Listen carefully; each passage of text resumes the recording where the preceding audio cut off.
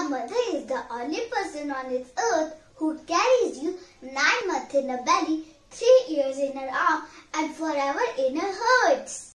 A very good morning to all of you.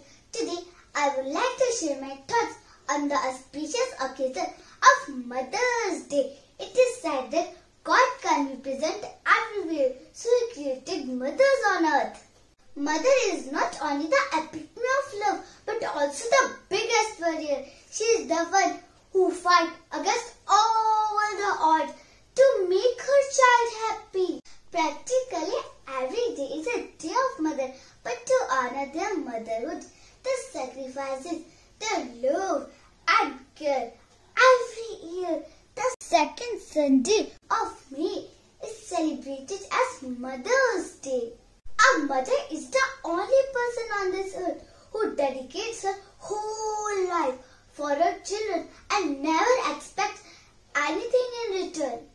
Every smile of her child makes her smile, so the love and care of a mother can't be compared to anything in this world. But today many kids take the love and care of their mother for granted. They don't give respect and nor do they show gratitude for all the sacrifices their mother has done in her life. This kind of behavior is totally wrong. She is the one who always stood behind us when we need support. So it's the duty of the child as well as the family members to stand by her when she needs support. We should thank our mothers for being the constant support and guide for what we are today. So let's make this day memorable for the love of life, the mothers. With this, I would like to take an opportunity to thank my mother by sometimes for everything she has done for me.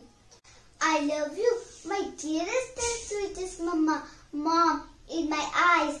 The fact that you are the more precious than the purest gold on earth. I am so privileged to be your daughter. Because you make my life joyful and blessed. You are the priceless jewel of my life. You will always be the queen of my heart. Because my heart loves you the most. And I love you in a way that only